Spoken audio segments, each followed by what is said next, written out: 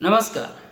आज की वाणी में आपका हम स्वागत करते हैं प्रभु यीशु मसीह के नाम से। मेरे प्रियो, आज का बहुत ही इम्पोर्टेंट संदेश है उन लोगों के लिए जो अपने आप को विश्वासी कहते हैं। यदि आप विश्वासी हैं और चर्च नहीं जाते हैं तो आपके लिए बहुत बड़ा संदेश है। एक विश्वासी होने के नाते आपको चर्च से, कलीसिया से जुड़ा रहना बहुत इंपॉर्टेंट है। बिब्लिकली यदि आप देखेंगे, जो प्रभु में बुलाए गए और वो दूर हुए तो एक बड़ी आशीष उन्होंने खो दी। अब वो सारे एग्जाम्पल अभी बता नहीं सकता मैं, मेरे को 10-15 मिनट का संदेश बनाना रहता है। विशेषकर मैं आज उन लोगों से बात करना चाहता हूं जो अपने आप को विश्वासी और प्रभु यीशु मसीह के अनुयायी समझते हैं, प्रभु यीशु मसीह को मानते हैं और बहुत श्रद्धा दिखाते हैं और धार्मिक अपने आप को समझते हैं। उन लोगों से मैं आप कहना चाहूँगा कि आप सावधान रहिए, क्योंकि परमेश्वर का वचन कहता है यदि तू विश्वासी है तो तुझे एकत्र आना बहुत इंपॉर्टेंट है। नहीं तो क्या होगा मालूम है? आपका आत्मिक जीवन खत्म हो जाएगा। पहली बात, यदि आपको आत्मिक रीति से जिंदा रहना है तो आपको कलीसिया, चर्च की संगति इंपॉर्टेंट है। क्यों? पहला पत्रस 5 और 8 में लिखा है, शैतान इस खोज में रहता है कि कब किसको फाड़ खाए। शैतान खोज रहा है उन व्यक्तियों को, शैतान ढूंढ रहे हैं उन व्यक्तियों को जो अकेले भटके हुए हैं, झुंड में नहीं है। भेड़िया और दुष्ट वहां पर अटैक करता है जहां पर झुंड नहीं है, अकेला पाता है। इसलिए यीशु मसीह ने में 2-2 करके भेजा। को मालूम था अकेला भेजना ठीक नहीं है। वो प्रभु ने दिखाया एकत्र आना जरूरी है, एकत्र में रहना जरूरी है। और आपको हम आगे बताएंगे, आपको आत्मिक रीति से जिंदा रहना है तो आपको एक कलीसिया और चर्च की संगति की आवश्यकता है। पहली बात, एक उदाहरण को हम देखते हैं। लूका रचित सुसमाचार उसका 10वां अध्याय और उसका 25-26 वचन से आप पढ़ेंगे कि एक व्यक्ति यरूशलेम से यरीहो की ओर जा रहा था। एक व्यक्ति यरूशलेम से यरीहो की ओर जा रहा था, उसके ऊपर में अटैक हो गया। अब पूरा उसका दृष्टांत बता नहीं सकते, नहीं तो घंटों लगते हैं। मैं बस इतना पॉइंट बताना चाहता हूँ कि उसके कपड़े उतार दिए और उसे नंगा कर दिया। मतलब वो शैतान के वश में गया। क्यों? यरूशलेम में था, वो परमेश्वर के भवन में था, परमेश्वर की उपस्थिति में था, लेकिन जैसे उसने छोड़ दिया तो वो शैतान ने उसे अटैक कर दिया। पहला पत्रस 5:8 में लिखता है कि शैतान खोज रहा है। शैतान खोज रहा था, अकेला कब होता है, और अकेला मिल गया तो उसको फाड़ डाला। वैसे ही एक विश्वासी यदि कलीसिया, चर्च या प्रभु की उपस्थिति से दूर होता है तो शैतान काम कर सकता है आपके लाइफ में, आपको प्रभु से अलग कर सकता है। आपको लगेगा मैं तो प्रभु में हूँ, बाइबल है मेरे घर में, लेकिन आपको धीरे धीरे अंदर से खोखला कर देगा। आपके विश्वास को खोखला कर देगा, आपकी मनोस्थिति को खोखला कर देगा, इतना चिंता ला देगा, या तो आपको इतना समृद्धि आपको दे देगा, इतना धन दौलत दे देगा कि आप बोलेंगे खाओ पियो मजे करो और बोलो सो जाओ। तब तेरे दुश्मन तेरे द्वार में आ जाएंगे। इसलिए आप शैतान के राज्य में न जाएं, आत्मिक रीति से नाश न हो, इसलिए आपको संगति में रहना जरूरी है। तो पहला, आप आत्मिक रीति से ना मरें, इसके लिए शैतान के हाथ में ना जाए, इसलिए आपके कपड़े ना उतारें उद्धार का, इस कारण से आपको संगति में रहना इंपॉर्टेंट है। दूसरी बात यूहन्ना उसका 10 और 16, यूहन्ना 10:16 में लिखा कि झुंड में रहो। कहां पर? उस झुंड में। उसकी इच्छा है कि हम झुंड में रहें। यीशु मसीह कहते हैं और भी मेरे भेड़े हैं, उसको भी लाना है ताकि तुम एक साथ एक झुंड में रहो। प्रभु खुद चाहते हैं कि एक झुंड में तुम रहो। और आप कैसे बोल सकते हैं कि नहीं ऐसा भी होता है? आपका लॉजिक यहां पर फिट नहीं होता है। प्रभु का वचन अलग है, इंसान का लॉजिक अलग है। इंसान का लॉजिक क्या है? मैं बाइबल जानता हूं, मैं पढ़ा हूं, मुझे मालूम है और वो क्या करता है, अपना दिमाग मनोबुद्धि लगाकर घर में बैठता है। आप आत्मिक रीति से भी नुकसान पा सकते हैं। आत्मिक रीति का नुकसान तो होगा ही होगा, लेकिन संसारिक भौतिक हर चीज का नुकसान हो सकता है। इस बात को ध्यान रखिए। यदि आपको लगता है कि मैं समृद्ध हो गया हूं, बहुत धनवान हो गया हूं, तो सिर्फ यहां पर हो सकते हैं, लेकिन आपका पूरा आत्मिक शैतान, तो शैतान दोनों तरीके से, या तो आपको पूरा गरीब कितना रोग बीमारी डाल के आपको परेशान करेगा और विश्वास से हटाने की कोशिश करेगा, या तो दूसरा पूरा संसार का सुख चैन देकर आपको विश्वास से हटाने की कोशिश करेगा। ये दोनों तरीके से वो खेल खेलता है। इसलिए इन दोनों खेल में आप न फंसे, इसके लिए आपको झुंड में रहना जरूरी है। प्रभु की इच्छा है कि आप झुंड में रहें, इसलिए आपको वहां पर आना जरूरी है। क्योंकि प्रभु यीशु मसीह ने कहा मत्ती रचित सुसमाचार उसका 16 और 18 में, I am build my church, मैं मेरा कलीसिया बनाऊंगा। और आपको क्या लगता है, आप प्रभु यीशु मसीह से होशियार हैं क्या? यीशु मसीह से ज्यादा ज्ञानवान है? उसने बोला कि मैं चर्च बनाता हूं, मेरा पर्पस है, मेरा उद्देश्य है।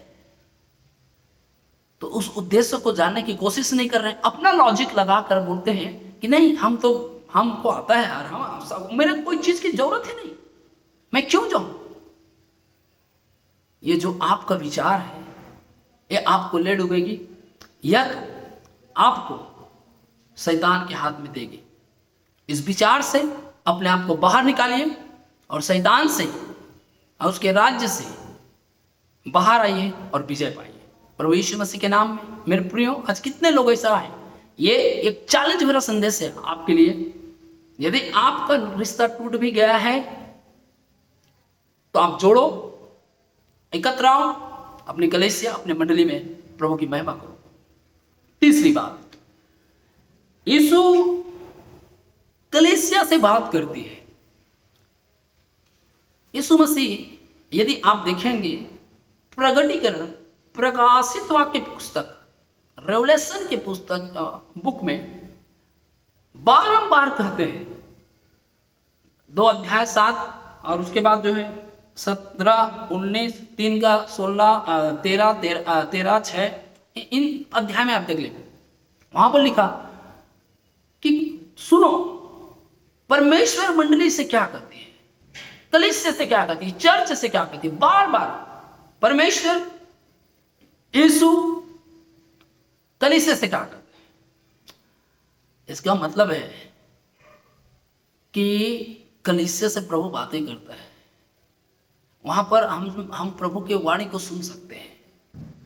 इसका मतलब नहीं कि आपको घर में नहीं बातें करेगा, लेकिन आप कलीसिया में रहेंगे तब आप बल पाएंगे और घर में भी प्रभु बातें करेगा। आप इधर ही नहीं बराबर कनेक्शन है आपका, तो आप कहीं दूसरे का तो वाणी नहीं सुन रहे हैं, किसी दूसरे का तो आवाज नहीं आ रहा है, भरमा तो नहीं जा रहे हैं।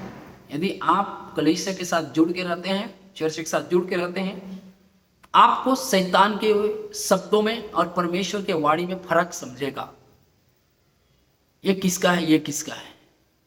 इसलिए आपको इंपॉर्टेंट है कि आप परमेश्वर के भवन में रहें।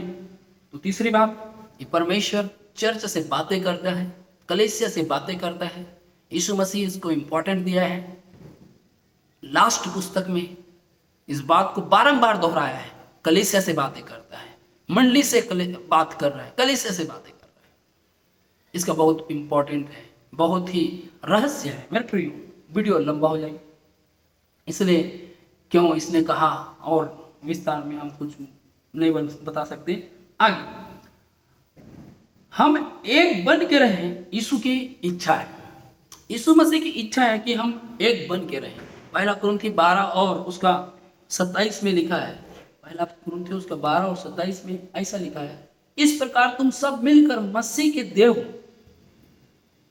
और अलग अलग उसके अंग हो। और परमेश्वर ने कलीसिया से अलग अलग व्यक्ति नियुक्त किए हैं। देखिए, तुम मसीह के अंग हो, अलग अलग अंग हो और मिलकर मसीह के देह हो। अंग अलग अलग हैं लेकिन मिलकर क्या है, मसीह के देह है।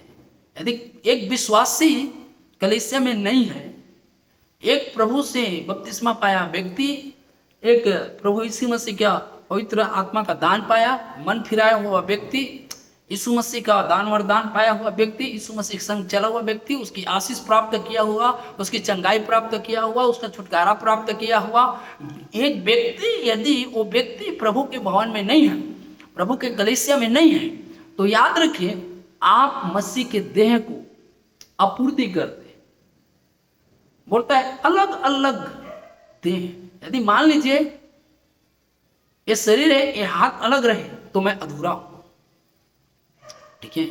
तो आपको मसीह के देह में प्रभु ने एक साथ रखा है और मसीह का देह जी उठा है, इसलिए आप एक रहिए ताकि मरने के बाद आप यहां न रहें, आप भी जी उठे और प्रभु के राज्य को प्राप्त करें। इस कारण से आपको मसीह के देह में एक रहना है। मसीह के देह, यीशु मसीह ने कहा मैं अपनी कलीसिया को लेने आऊंगा, इसको कलीसिया चर्च को लेने आएगा। अब आप बोलेंगे अब हम चर्च में नहीं रहेंगे, काम में रहेंगे। काम, आप चर्च से जुड़े हैं ना, आप परमेश्वर के साथ में सहभागिता है, आप कनेक्शन अपने कलीसिया के साथ है। क्यों? क्योंकि आप उस कलीसिया में प्रभु भोज लेते हैं। बाइबल में लिखा यूहन्ना रचित सुसमाचार उसका 6 अध्याय 53, 52, 53, 54 वचन में आप पढ़ेंगे, वहां पर लिखा है कि प्रभु का मांस, प्रभु यीशु का जो शरीर मांस, उससे जो खाता नहीं अनंत जीवन उसका नहीं है। जो शरीर है, जो प्रभु भोज है, रोटी है, जब हम उसे तोड़ते हैं हम एकत्र आते हैं, हम उस शरीर में एक हो जाते हैं, और जब उसके शरीर में एक हो जाते हैं हम मसीह के शरीर बन जाते हैं, मसीह के शरीर में एक रहते हैं। और प्रभु की यही इच्छा है कि हम एक हो, एक रहें। इसलिए आपको मसीह के शरीर में रहना जरूरी है, इंपॉर्टेंट है।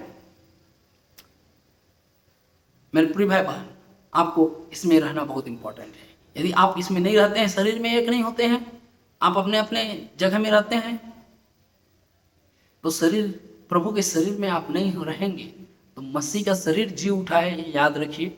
और मसीह का शरीर कलीसिया है, और कलीसिया एक दिन परमेश्वर प्रभु यीशु मसीह जब न्याय के लिए आएगा तो कलीसिया से जुड़े हुए प्रभु भोज और उसके शरीर में जुड़े हुए रहने वाले, और जो वहाँ पौलुस कहता है कि हम अलग अलग अंग हैं लेकिन जब हम मिलकर रहते हैं, मिलते हैं, जब मिलते हैं, एकत्र संगति में आते हैं तो हमें एक देह बनते हैं। आप देह से अलग होकर जी उठ नहीं सकते हैं, याद रखिएगा। और बहुत लंबा वीडियो हो जाएगा लग रहा है, मैं कुछ बातों को और बताकर खत्म करूंगा। एकदम पॉइंट टू पॉइंट बोल रहा हूं, विस्तार नहीं कर सकता है। और फिर परमेश्वर के घराने के, याद रखिए, इसलिए कलीसिया में आना जरूरी है। एक आपका घराना है, एक हमारा टंडन घराना है। टंडन घराना का बहुत सारे लोग हैं, टंडन घराना ठीक है, लेकिन मसीह यीशु में जब मैं आ गया तो पतरस कहता है हम राजपद अधिकारी याजकों का समाज है, हम उसके निज प्रजा हैं, एक अलग समाज है, एक प्रभु के याजक और उसके समाज में हम एक हो गए हैं, प्रभु के हैं। इसलिए वहां पर लिखा है 1 तीमुथियुस 3 और 15 में लिखा है कि परमेश्वर के घराने के हैं, इसलिए कलीसिया में रहना है। जो परमेश्वर के घराने के हैं वो प्रभु का घर है, वो प्रभु का घर है। जो प्रभु का घर है वो परमेश्वर के घराने के हैं, जो प्रभु के घर में है वो परमेश्वर के घराने के हैं। यदि आप प्रभु के घर में हैं तो परमेश्वर के घराने के हैं आप।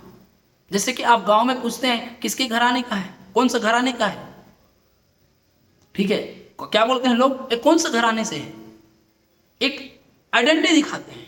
यदि आप अकेला हैं, कोई कलीसिया चर्च से जुड़े नहीं हैं, किसी प्रकार से आपका संबंध नहीं है, आप जब न्याय होगा तो आप क्या बोलेंगे, कौन सा घराने के हैं? ये तो कोई घराने का नहीं दिख रहा है, ये मेरा प्रभु के घराने का नहीं दिख रहा है। तो प्रभु के घराने का बनिए, प्रभु के घराने जुड़ कर रहिए। चौथा और छठवां बात, प्रभु के भवन में रहे वो धन्य है, वो धन्य होगा। भजन संहिता 84 और 4 लिखा है कि प्रभु के भवन में रहना हमारे लिए धन्य है। इसलिए आपको, एक विश्वासी को इंपॉर्टेंट हो जाता है कि प्रभु के घर में रहे। धन्य रहे मतलब धन्य हो गए। धन्य मतलब सिर्फ ब्लेसेड नहीं, लेकिन उससे कहीं बढ़कर उसका मीनिंग है वो आशीर्वाद ही नहीं, लेकिन धन्य मतलब प्रभु के राज्य के एक वारिस और उसका चुना हुआ भाग हो जाते हैं, एकदम नजदीक, उसका बहुत ही क्लोज। धन्य है जो प्रभु के भवन में रहते हैं, वो उसका क्लोज हो जाते हैं मेरे प्रिय भाई बहन। इसलिए एक विश्वासी को प्रभु के भवन में रहना बहुत इंपॉर्टेंट है। हाँ, एक विश्वासी यदि आप हैं, आप प्रभु को जानते हैं, परमेश्वर को मानते हैं, यीशु मसीह को जानते हैं, तो आप परमेश्वर के भवन को ना छोड़ें और परमेश्वर के आराधना, सुसमाचार, परमेश्वर की सेवकाई में अपना मंडली को साथ दें। प्रभु यीशु मसीह आपको आशीष करे। God bless you. जय मसीह। प्लीज़ अगला वीडियो देखने के लिए इस चैनल को सब्सक्राइब करें, लाइक करें और शेयर करें।